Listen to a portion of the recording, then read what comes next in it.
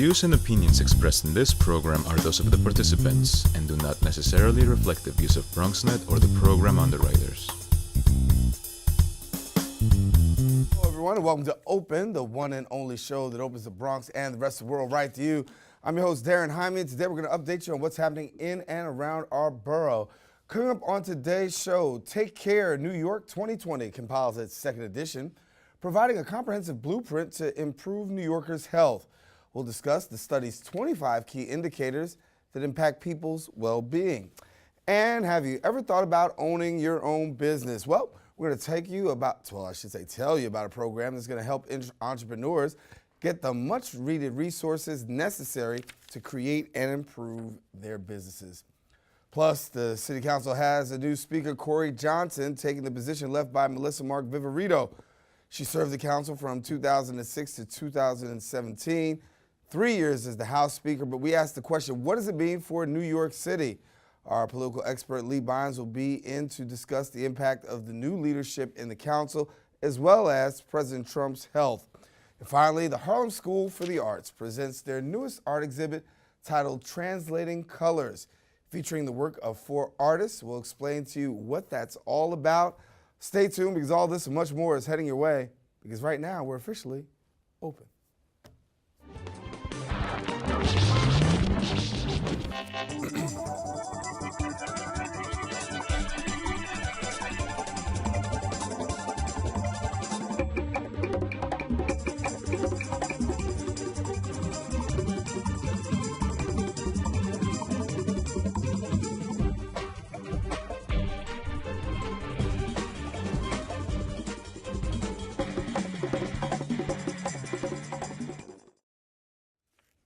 And hello, everyone. I'm your host, Darren Hyman, and today is Wednesday, January 17th.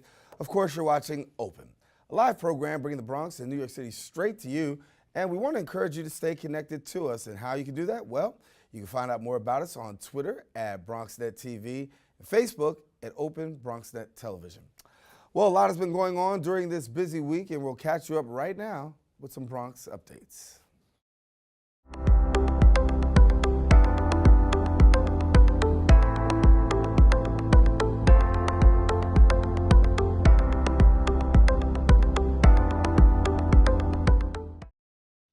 Well, as we brace for yet another cold front, a New York City organization is placing special attention on the homeless. The New York City Department of Homeless Services needs your help to canvass streets, parks, subways, and other public spaces across the city for their Homeless Outreach Population Estimate Program. The program aims to identify the homeless population and target them towards transitional living.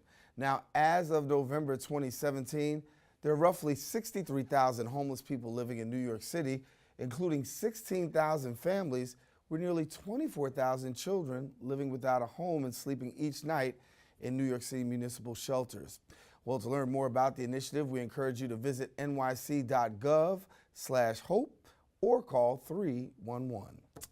Well, next week on January 20th, New York City will raise its voice again, demanding equality for all at the 2018 Women's March.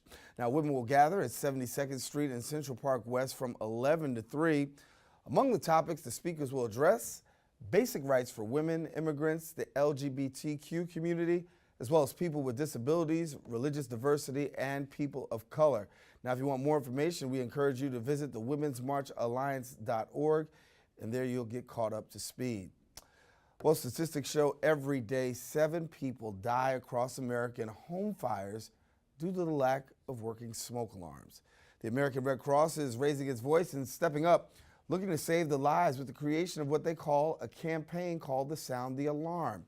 Now, Sound the Alarm will provide a series of home fire safety and smoke alarm installation events across the country. Last week, the initiative took place right here in the Bronx in collaboration with Bronx Borough President Ruben Diaz Jr., Red Cross volunteers, and fire departments. They installed free smoke alarms, they replaced batteries in existing alarms, and provided fire prevention and safety education. Over 1 million fire alarms have been installed nationwide since 2014, and officials say this has led to more than 300 deaths being prevented. A woman in the Bronx, well, she often travels to Ireland. She meets with artisans and brings back traditional homemade goods to her boutique right here in the Bronx. And guess what? You can experience a bit and share a bit of the old country with handcrafts from Esmeralda Isle at Marianne's Irish Gift Shop on Riverdale Avenue in the Bronx. Let's take a look right now. My name is Marianne Connaughton. We're here at Marianne's Irish Gift Shop, right next door to the Riverdale Steakhouse, my mom and dad's place, where you can get an amazing pint of Guinness. And you can sit and sip that Guinness while I wrap your goodies. So I've been trekking over to Ireland for 26 years. I've established relationships with all of the artists that I buy from. Bring in a lot more knitwear, a lot of pottery, and more of just the handmade items that you don't find everywhere. So I love the textiles that come out of Ireland. They make these great tweed caps up in Donegal. What they're famous for, if you can see the different flecks of color, these tweeds are known around the world. This is a classic Aran sweater. The fishermen that lived on the Aran Islands, they would wear these sweaters going off to sea, and each family that knit theirs, they would have a different stitching. So if anything happened to them at sea, if they got lost at sea, they would be able to recognize who they were right away by their jumper. This is a really old, ancient technique that Nicholas Moss started. I even love these for Christmas, and I have customers that have even some of these really charming reindeer pieces that they use all year round. I have customers that come to me every Christmas. I wrap everything, keep track of what people have gotten. They always get something new. The orange, though, I think the orange would be beautiful.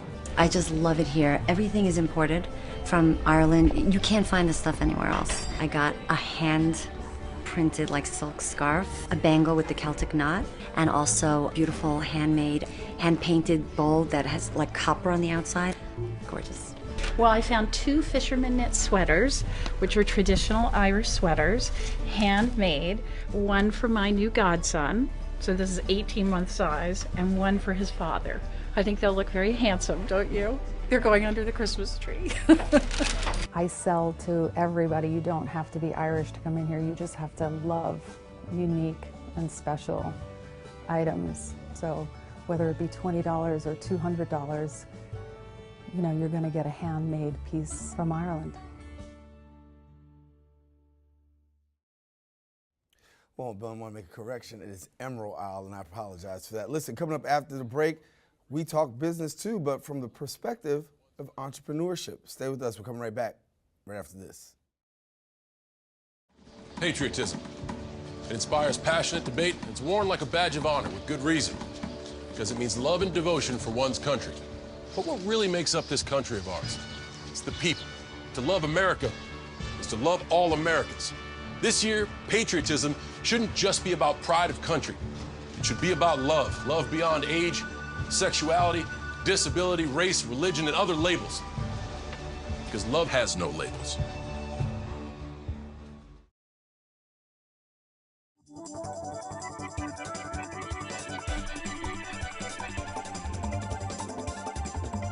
Welcome, everybody. We are open. I'm the Dr. Bob Lee from 107.5 WBLS. You can catch me on there each and every night right after the Quiet Storm. You can catch me right here on Open, 10 o'clock, 5 o'clock, and 10 o'clock. Let's just call it on the 10s and then just keep it tuned. And we got you covered like a blanket, okay? I'm out in the community and we're all over the place because we are now open. Well, in New York, small businesses employed 3.9 million people, or more than 50% of the private workforce in 2013, as explained by the Small Business Administration, the Office of Advocacy. Now, if you own your own business or you're really thinking about starting one, I want to tell you about some resources that are available for you here in the area. So here now to tell us more is Scorpio Rogers. He's the Associate Dean of the School of Business at Mercy College. And good to have you, Scorpio. Glad to be here, Darren. Hey, so we talk about entrepreneurship. Obviously, in the last segment, we saw a young lady, and she's got her own business, and that's wonderful. But when we talk about entrepreneurship, it's a rough start for some people, but you guys are really trying to bridge the gap here. Absolutely, and entrepreneurship, just as you said, drives the economy. And what we're doing is, at Mercy, we created a new Mercy Incubation Center. We like to call it the MIC. Mm-hmm. And at the MIC, we brought in some entrepreneurial businesses, some startup businesses, and we're helping them to give them resources to help them grow. And in turn, what they're doing is they're providing projects for our students. We're very big on experiential learning, doing while you're learning. So our students are doing real projects with real businesses with real outcomes. So when you talk about the students, give us a little bit of a walkthrough as to what students actually experience in the entrepreneurship program. All right, so we have an entrepreneurship degree, but we actually open this up to all our students. So all of our freshman students actually get the opportunity to team up on projects and work with our entrepreneurs. So they go, they talk to the entrepreneurs give them real projects for what they're doing. This semester alone, I have several marketing classes, and both of those marketing classes are going to do marketing projects with those entrepreneurs. One of them's doing a social marketing project, and one's just doing a marketing research project. So when you talk about entrepreneurs, obviously in the state of this economy right now, as we said, small business really drives. Are we finding more and more people enrolling for classes dealing with entrepreneurship? Funny you should say that. Our entrepreneurship degrees enrollment has actually just started to increase.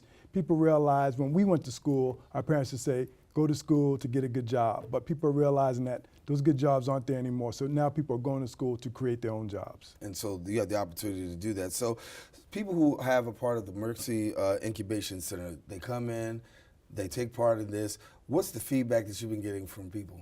Well, we actually just launched the Incubation Center. We got our full complement of entrepreneurs in December. We're going to have actually a big grand opening on February 22nd. But the entrepreneurs are ecstatic. I just had a meeting with one of them. They couldn't be happier. They're telling all the people they know about it. They're looking forward to working with some of the students. We've actually had one entrepreneur who's already brought in, taken some students as interns. We have another entrepreneur that's looking, not only looking for interns, but said at the end of the semester, depending on how great the interns are, they're looking to hire one of our students. That's awesome. So when you talk about pairing interns up with people who are already doing it, talk about that experience and what it really means in the life of somebody who's trying to get in this program. All right, so we have an entrepreneurship degree, one of the few schools that actually started an entrepreneurship degree, and we actually have students who have their own business or starting their own business. They're working with people who have their own business and learning the real ins and outs of owning their own business. And now they have mentors who are really doing it, and they can talk to those mentors, bounce ideas off of them, and you should see their eyes light up. It's a very valuable experience. And so for people who want to take advantage of this, what do they do?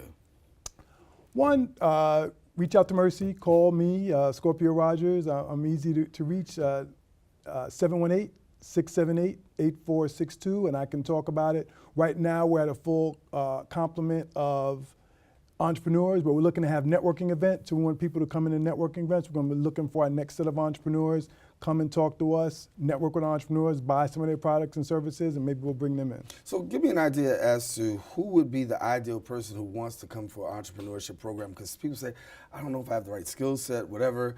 Ease their mind, let them know what you got to do so just to be an entrepreneur. Anybody can be an entrepreneur. You really just have to be dedicated and focused. That's what you need.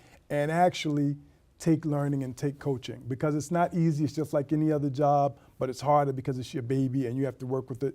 Like I like to say, 25 hours a day, 8 days a week. And so you just have to have that mentality, and anyone can do it. Just have someone with an idea. All right. Scorpio Bynes, Scorpio Rogers, Executive Director of the Mercy Business Incubation Center, our guest here in studio. Now, if you want to find out more information, then go ahead to Mercy, www.mercy.edu, and there you can get what you need. Thanks much. Absolutely. Thank you very much, Darren. Appreciate you. All right. No problem. Thank you. And listen, stay tuned. As you want to find out more, we're going to talk about politics after this. Coming up, the president releases his health, but what's the state of the health of the nation? Our political analyst will join us in the studio to talk more about that when we return.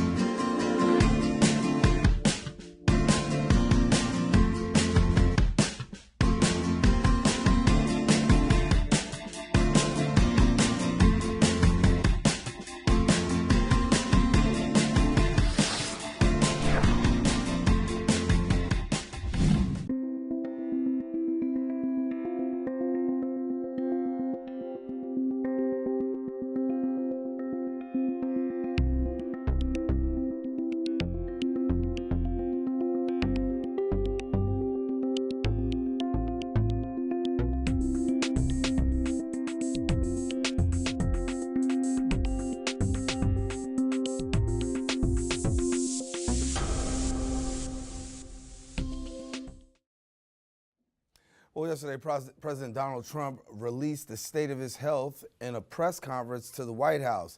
Many questions were circling around the president's state of health, mental capabilities, and questions still arise today.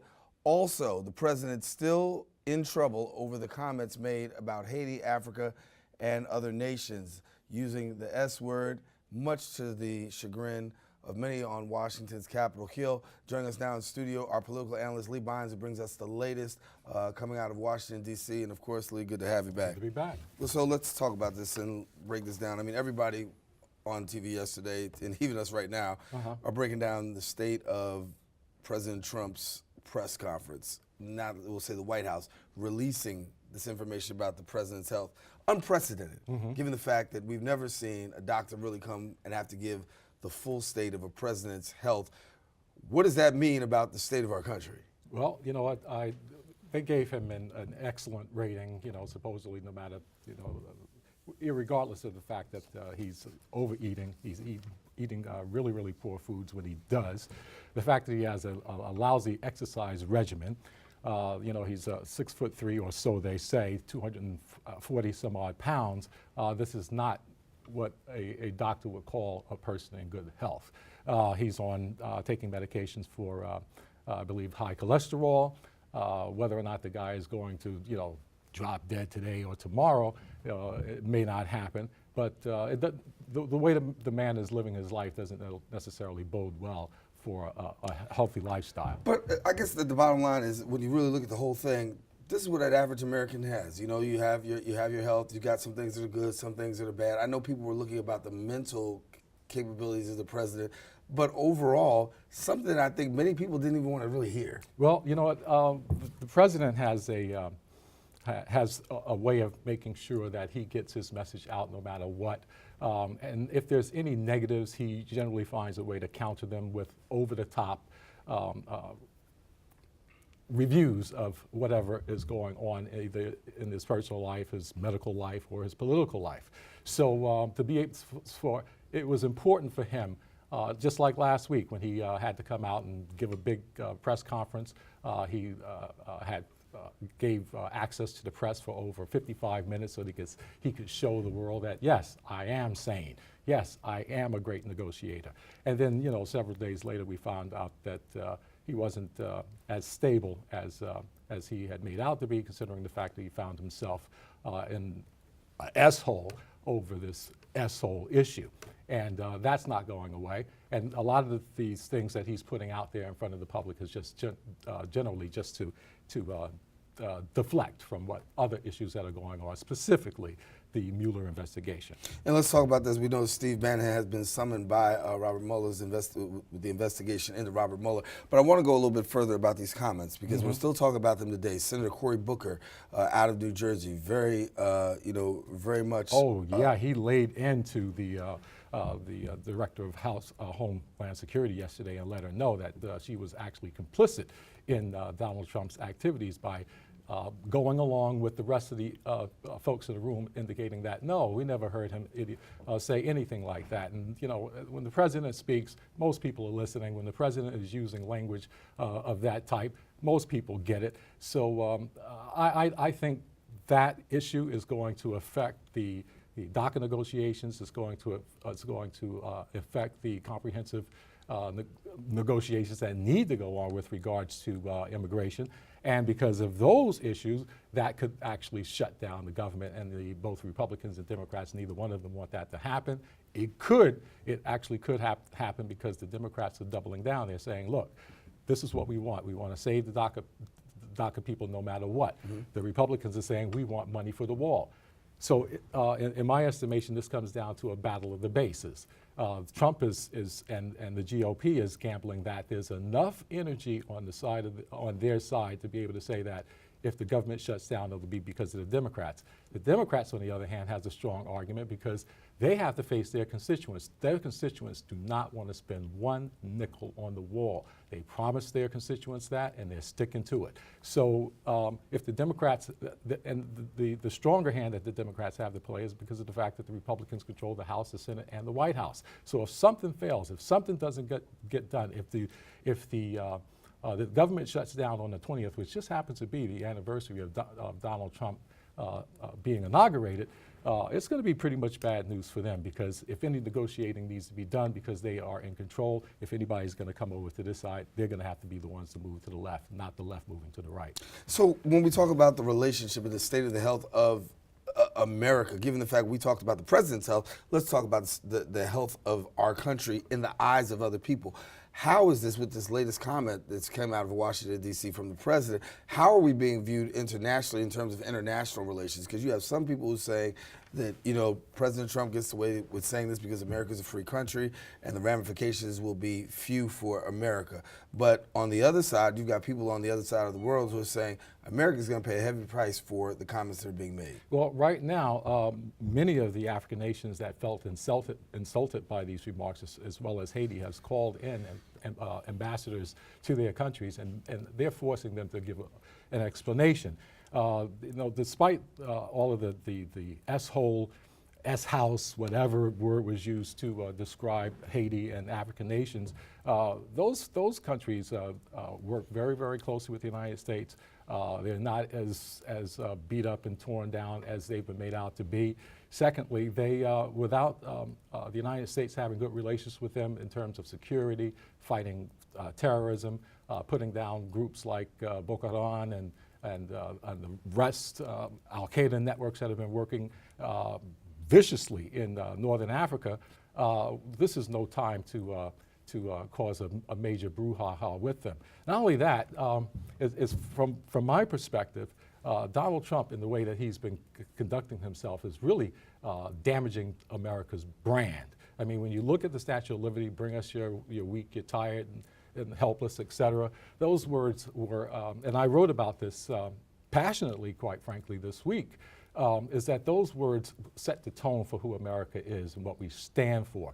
And right now, the way the country looks, it looks a lot harder. It looks selfish. It's like it's taken an elitist position, and that's not gonna sell globally. That particular brand that America is out there. If there's a tragedy, if there's a natural disaster, the United States was always there first to bring aid and resources and drag people out of those situations. The United States was the beacon on the hill, the shining light where people look and said, hey, there's the place that you want to go to escape tyranny. There's the place you want to escape terrorism and bombs and famine and drought and whatever that would be driving people across the border. That this was the safe haven for people in situations like that. Now the welcome mat, as far as the United States is concerned, or as far as the world is concerned, about the United States and how they feel about it, is that the welcome mat has been picked up. It's all about us now. America first, America second, America last. North Korea and South Korea announced they will be uniting together under one flag for the first time. How big is that, and what does that mean for the U.S.? Actually, to be honest with you, that is huge, simply because of that this negotiation took place between North and South Korea. The United States had no part in that. As I was speaking to some of the folks offline over there, is that Moon Jae-in did the right thing. He actually bestowed the compliments that said that, you know what, we wouldn't even be having these talks if the United States didn't push the envelope. That wasn't true at all. The two of those countries got together because they wanted to tone down the rhetoric. They wanted to de-escalate, not nuclearize the region, but de-escalate the tensions and create a safe space so when the Olympics took place, it would be peaceful. So through these negotiations, they were able to get everything they want from the perspective of the North Koreans. They didn't have to give up a thing. They're going to be coming to the Olympics. They're going to be operating under one flag. They've forced the United States to deter or put off having any more of those military operations, which was at the crux of why the North Koreans wanted their nuclear option in the first place. And not only that, the North Koreans have already also stated that taking their nuclear weapons and putting them on the table for negotiation was a no-go from the beginning, but not only that, they were in the process of mass producing them. So they have caused quite a bit of stir. The United States has gotten nothing for it. They're on the sidelines. They are no longer part of the negotiations. And moving forward, we could see that there could be a unification between the two, at least on the surface. And that's what the South wants. They want to unify, or at least make their relationship with the North a little more congenial, so they don't have these moments where people are triggering bomb alerts and scaring the hell out of people because they don't know what's happening from day to day. Before we get out of here, Sure. only got a couple minutes left. I want to ask you a question about Steve Bannon. He testifying before Mueller under a subpoena. What can we look for? What can we expect going forward? This was kind of like under the radar here. Well, I would We say expected it, but it was under the radar. I would think that you could look forward to some fireworks eventually, because when he went before the House initially, he refused to answer a lot of questions. Apparently the White House had given him, look, don't say nothing with regards to the Russia investigation. That's the reason, that's what triggered the subpoena, because now Mueller wants to talk to this guy.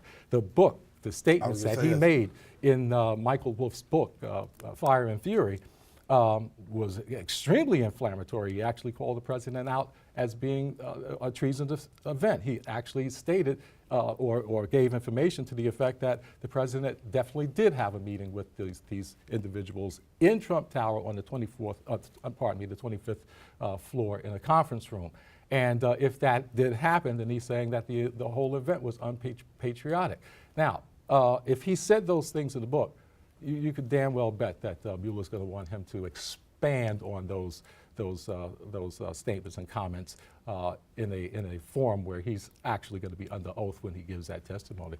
So whatever comes out of that could definitely hurt the president, because this is as close as the investigation has got, second only to them actually sitting down and talking with Donald Trump. All right. Lee Bynes, our political analyst. Thanks so much for joining us, Lee. We bring you here every week to break down the latest in politics. Taking a quick break. We return. We'll sit down with representatives from the Department of Health to update us on the latest of their annual health report, Take Care New York 2020. That's coming up right after this.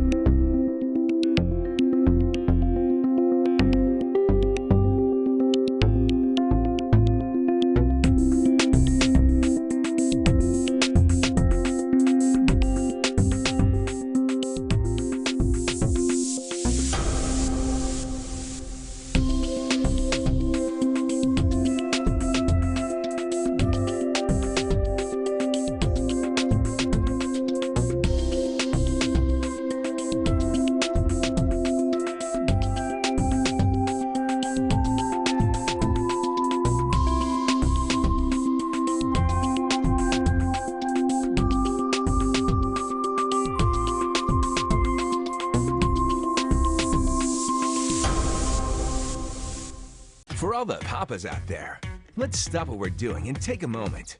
A moment to be with our kids. They can be loud moments, goofy moments, sporty moments, dorky moments, kooky moments. Moments where we talk or walk or just hang out. It doesn't really matter. They all count, because every time dads take a moment to be with their kids, well, it's pretty momentous. So let's all take a moment to make a moment today. We are there, day one, with baby names and a gift that lasts a lifetime. We are there as you grow, protecting you and those you love. And we are there as you start your next chapter. We are with you through life's journey. We are Social Security, securing today and tomorrow. Get to know us at socialsecurity.gov. This video produced at U.S. taxpayer expense. And welcome back. 25 factors affect the health of New Yorkers. This according to the report Take Care New York 2020. Now on its second edition, the report has shown improvement on certain areas, but still a lot of work to do. Here now to tell us about the report, We welcome Patrick Germain from the New York City Department of Health, and good to have you. It's great to be here, Darren. Good. So let's talk a little bit about this report. Second year doing. Second year. Second edition. And so what does the report exactly focus on? So we launched Take Care New York 2020 in the year 2015, and it was really reframing how we all can support health in our communities. What we want to make sure that we're communicating to residents of New York City and to our partners is that health is more than what happens in the doctor's office. All of us, regardless of what type of work we do, where we live, all have a role to play in supporting health in our communities. So what we do in this report is a couple things. We update on the 25 indicators of health across the city, and what that shows is that we're healthier than we've ever been in this city. More than half, or almost half of the indicators are moving in the right direction, but that's not true for everyone. And the really important thing that this highlights is that while we want to see the health of everyone increase, we're really focused on closing the gaps between groups that have the worst health outcomes. So we talk about the impact of institutional racism, and talk about the impact of access to affordable and high quality housing and how that drives health as well. So really what we're hoping is that when people read this report, they see some opportunities for them to support health in other ways that they might not have thought before. And as I said in the intro, some things have gotten better, and anything that we really need to be paying particular attention on is on the decline? So on the positive side, I think we're really excited to see that the teen pregnancy rate is as low as it's ever been. Similarly, and this is particularly important for the Bronx, air quality is improved by over 40% in the last 2 years. And we've already achieved our 2020 goal 3 years early, which is really exciting. And at the same time, we're seeing improvements in people being able to access the mental health care that they need. And so those are all positives, and we see those as true for both everyone in the city, but also for the neighborhoods that have the least amount of resources. So we look at those metrics based on people who live in neighborhoods that have a high prevalence of poverty.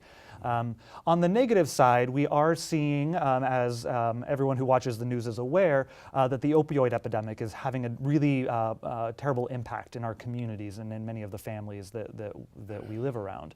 And so the number of deaths attributed to opioid overdoses has doubled since 2010, which is something that we in the city are spending a lot of our time and resources in addressing through some initiatives that the First Lady of the City of New York is spearheading, one called Thrive NYC, which supports mental health in our communities, and another called Healing NYC, which works to address specifically the opioid epidemic. So what can we do on a grassroots level? You got people who are watching right now saying, listen, I'm watching, I'm hearing, what's my role in all this? Yeah, so what this report is really focused on is that you don't have to be a doctor to support health in your community. As any person knows, your health is about your habits, about where you live, about where you work, what food you eat, if you get the opportunities to exercise, if you can afford time off from work to take your kid to the doctor. That there's a lot more that goes into supporting the health of individuals and communities than just seeing the doctor once a year or twice a year. And so what we provide in this report is more than 40 opportunities for individuals and organizations to support health in a variety of ways.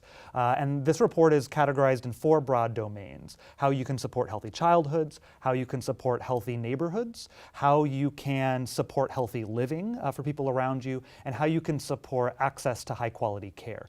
And in each of those, we provide opportunities and examples for what businesses, churches, nonprofit organizations can do to support health, whether it's as simple as sharing information about what resources are in their communities, or perhaps changing the food that you serve in meetings or when you're having people in your space.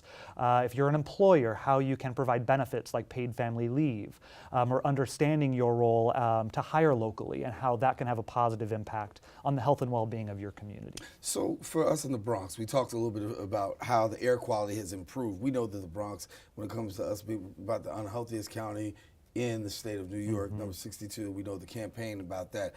You talked about the improvements. Are we improving in other areas as well? Yeah, so we're seeing improvements in our maternal and child health work. One of our priorities is to work with hospitals and birthing centers to support mothers, first-time mothers principally, but all mothers who give birth, to begin breastfeeding from day one, knowing that breast milk is not only critical for the ongoing brain development and healthy development of the baby, but also helps support maternal well-being as well.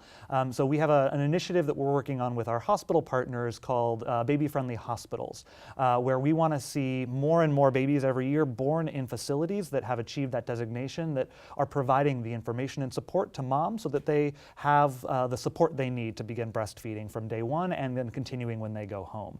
And we're seeing that rate have doubled in the 2 years that we're reporting on in this report, and we're already seeing greater improvements in the years since then. That's good. That's good. It's good news to hear, because we've been talking about this right here on the show, how the health challenge has really been very big for us here in the borough of the Bronx. But to hear there's good improvement in certain things, that's good. So what can we be working on? What can we do right now? What else can we do? Yeah, so one of the things that we haven't seen any improvement on at all is the hospitalizations or visits to the emergency room because of falls.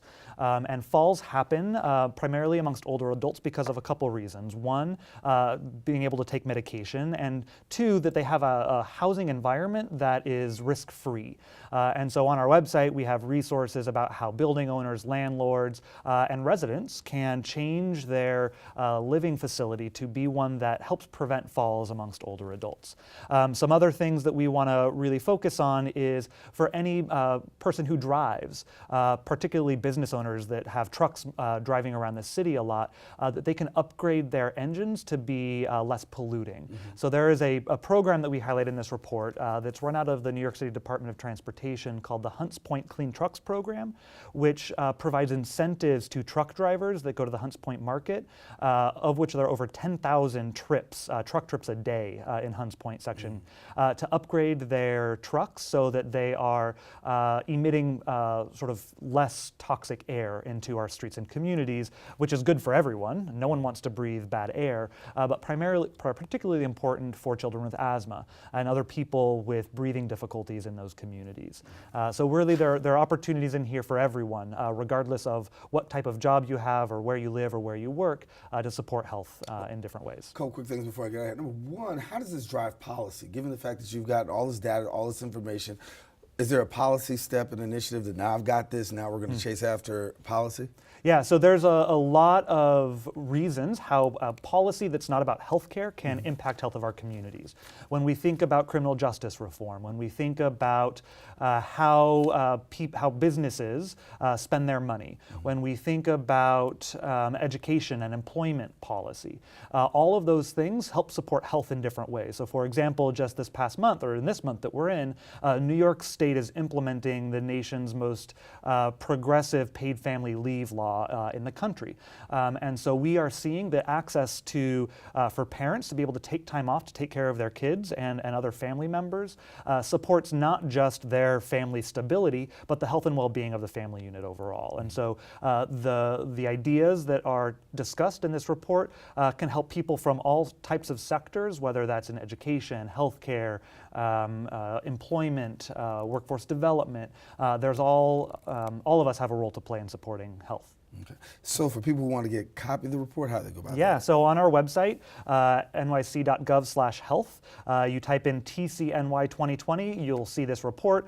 We have some videos, both in English and Spanish, and a list of opportunities and resources for everyone to look at. Well, thank you so much. And so I wanted to let you know that you can get that information you saw at the bottom of your screen. We invite you to get connected to it. And certainly thank you, Patrick, for coming in and enlightening us. And it's good to have some good news here in the borough. Yep, it's been a pleasure. All right, Patrick Germain, our guest here. Listen, I want you to stay tuned. We got more show coming up. We'll be right back right after this.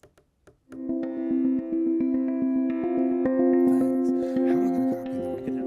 you. Okay, because we'll probably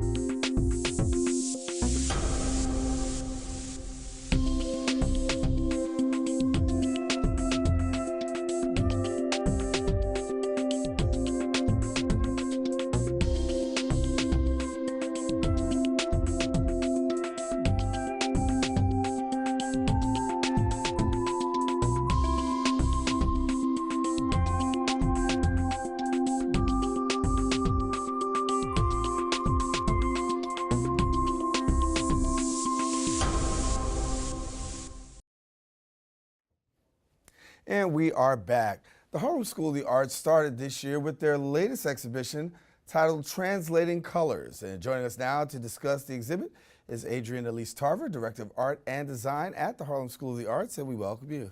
Hi, thank you. Good to have you. So listen, get ready for tomorrow's exhibition and talk to us about it.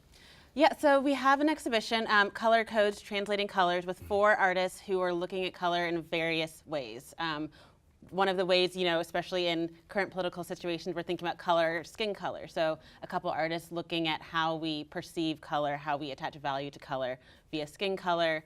Another artist who's looking at color just via our visual perception. She has synesthesia and actually sees color in letters and really thinks about how the psychology and the actual physiology of our experience of color changes person to person. And then another artist who's an international artist who looks at color in money and how we attach color to value. In the States, green is money equals value, but that's not the case in every country. So a very colorful installation that all of the colors represent value of the currency in different countries. Amazing. So how did this come about? So I was really looking to program the exhibition space at the Harlem School of the Arts this year through an overarching theme. And the theme that I wanted to look at this year was translation. So very broad, very vague, but able to look at translation in many different ways. I thought it was particularly relevant in the current climate because, you know, we think about translation immediately through language, two people trying to communicate and needing a means to bridge that gap. But there's many different ways we try and bridge that gap. You know, I think right now there's a lot of trying to bridge a lot of gaps. Right. We're trying to translate our ideas. We're frustrated. We want to be heard. How do we translate how we're feeling? How do we translate what we're seeing? How do we translate what we're saying to each other? And in its own way, I guess it creates dialogue, and that's a dialogue that definitely needs to be created because as you talk about the frustration, there's also that piece of dialogue. Talk to me about how art and arts and exhibitions such as this really do a good job of really fostering that dialogue. Yeah, I mean, I think it's one of the most important things. Everybody tries to communicate their ideas in different ways. One of the great things about HSA is that it allows students to communicate and have dialogues with all of these different art forms. So whether a student moves and that's how they communicate themselves, or whether they need an instrument to do that. And through visual arts, people are using, you know, visual elements, sculpture, painting. In this exhibition, it's largely installation-based and paintings. And it's in an environment where students can ask questions, and that looks cool, that's interesting, what is that? That opens up a deeper conversation. You know, if we're talking about color, it starts with identifying, oh, what is that? That looks like this. Well, what is that to you? And this is what it is to me. And then you can get into deeper conversations. You don't. I'm going to ask them to roll back a couple of these pictures, but we're seeing some pictures right now on screen. Tell us what we're seeing. So that's an image from our last exhibition with the artist Stephen Prince. He is primarily a printmaker and draftsman, and he had these big, beautiful drawings and prints of a lot of scenes from where he's from, New Orleans. He currently lives in Detroit, and a lot of the Black experience in America. And so people who want to have an opportunity to take part in this exhibition, what do they do? So we're having our opening for this exhibition tomorrow night at 6 to 9, Thursday night.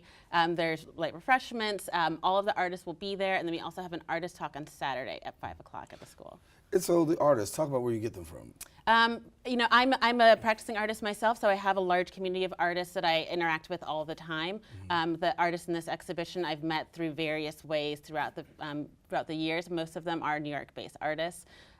But, you know, it's a school of lots of artists coming through, so there's lots of different ways to meet artists. So for people who aren't familiar with the School of Art and Design, give us a little bit of information for Harlem School of Arts. Yeah, we have classes for anywhere from age 2 through adult. We have an open house that's January 27th where it's open to the public. You can come tour the school, learn about all of our programs, not just our art and design, but we've got a beautiful new media lab where we have 3D printing and digital photography, a new animation class. We've got painting and drawing and all sorts of things across all ages. So for somebody who doesn't know about the Harlem School of the Arts, how would you describe it?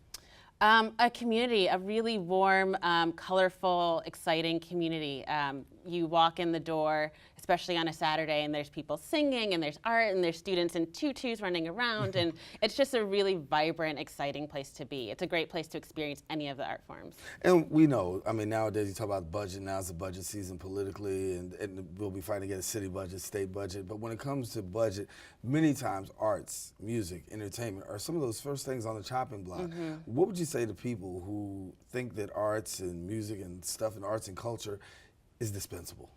I mean, I would say think back to your childhood. Most people have experienced it at some point and have had the joy. You know, it's not just people who continue to practice it like me or the artists in this exhibition through their whole lives. Most people at some point have been in a music class or an art class, and they've been really excited to produce something, to create something, to be a part of a larger creative experience. So I think anytime somebody's ready to cut it from the chopping block, I would just try and like reconnect with that inner child, or maybe it was when you were a teenager. Maybe that's what gave you the confidence to go to school every day. Everybody, I think, has a connection to it. So we have this great exhibition. We want you to come on out tomorrow and check it out. It's from 6 to 9 at the Harlem School of the Arts. And what else do you have coming up in 2018? We've got some great exhibitions coming up all through the year. There's dance performances, theater performances. We've got all the information on our website at hsanyc.org. So make sure you please go out and check that out. And once again, if you want to be a part of Translating Colors, tomorrow from 6 to 9 at the Harlem School of the Arts, have an opportunity to talk to the artists. You said there's an art speak as well. Yes, on Saturday at 5, all the artists, will be a panel discussion. We get into some of the deeper issues and questions that the exhibition brings up. And admission is? Free. It's all free. Everything's free. Open house free, exhibition's free, everything. So we want to make sure you come on out and be a part of that. Listen, thank you so much for coming and sharing with us and being. And if people want more information, what do they do? Go to our website, hsanyc.org. Okay, well, we encourage you to get connected to the Harlem School of the Arts. You know, I'm pretty partial because that's home for me, so we want you to come on out and be a part. Tomorrow's exhibition, as we said, takes place from 6 to 9, and then the art speak, and hopefully you can find a way to make it out there and have your soul encouraged. All right, well, listen, we have come to the end of our show today, and I want to thank our guests for joining us, but most of all, I want to thank you, the viewer, for tuning in. Now, if you missed any part of today's show, what you can do is catch the Recablecast at 5 and 10 p.m. on Cablevision's Channel 67. You say, Darren, I don't have Cablevision. Well, you have Verizon Fios. You can check us out on Channel 33.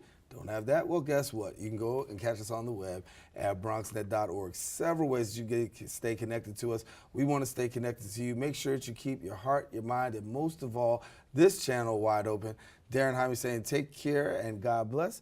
Rena Valentine will join us with a fresh new episode of Open on Friday. Until then, take care.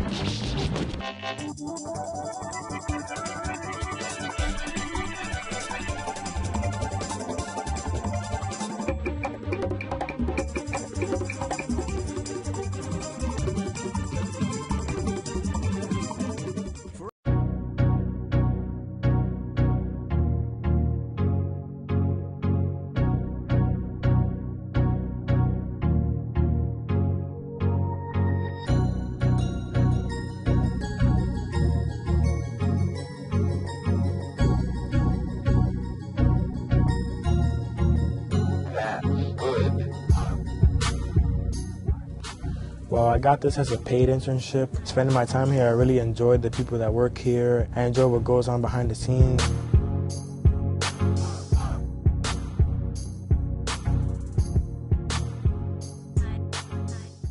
So far, I've learned how to operate a camera, how to host. I learned how to control audio.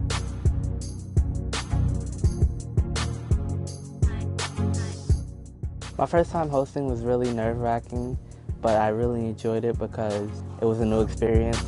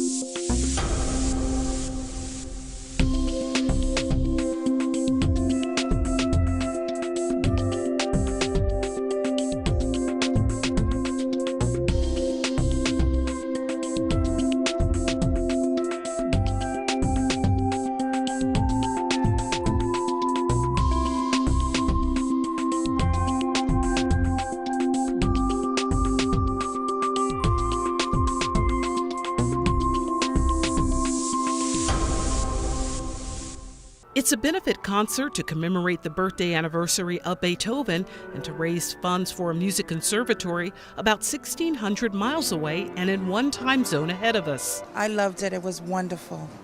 It was a great way to start this Christmas season. So they were amazing, and I'm so happy that it's also benefiting Puerto Rico. I truly appreciate that here the artists here are using their gifts and talents to benefit the conservatory in Puerto Rico. So that just blessed me. That was the extra blessing. So while using their gifts we can enjoy their gifts and talents here to bless the artists on the island. The Music Conservatory of Puerto Rico, located in San Juan, was front and center on the minds of guests coming to a benefit concert at the Broadway Presbyterian Church, located on 114th Street and Broadway. Susana Rivera Leon from the Latino Pastoral Action Center, located at 14 West 170th Street, was here with her family, sending up prayers for the entire island. It's going to take a long time to rebuild. It's a Category 5. It wiped off even every leaf off every tree, every palm tree. It was a devastating storm. Concert pianist Kahine Pogosiana, graduate of the Manhattan School of Music, discouraged by the slow recovery efforts since Hurricane Maria tore through the island, plunging it into darkness. She reached out to music schools with the goal of helping fellow musicians continue their studies, despite the fact that electricity is practically non-existent. My truly biggest hope was to send a message to specifically the students at the Conservatorio, for them to know that first and foremost what they're doing is very valuable. They need to continue to practice and work really hard and share their talent with the world. Already a fan of Beethoven's, Pogosian feels the late 18th century composer's music sets the right tone. We know the Beethoven that wrote the Fifth Symphony and very dramatic. This is this beautiful, sunny G major, warm piece, and so I wanted to play something in that character to convey warmth and positive energy and optimism. Also donating their time to the effort, violinist Julie Lawrence and Manhattan School of Music freshman Yi Yang Lee. On the viola, Brian Thompson, and bass, Morton Kahn. Melissa Eisenstadt played the cello, and her father was there from California to see the performance. It was worth it. It was a marvelous performance, and they're all very talented musicians. For Amelia and Manny Leon, they are hopeful that this sends a message that New Yorkers care and want to do all they can to help. Other people can follow what they're doing, and so then more things could be provided for them, and it'll make their life even easier. The Music Conservatory of Puerto Rico was on the hearts and minds of everyone here, hoping for a swift return to normal life for the students and for the whole island. For BronxNet, this is Arlene Makoko.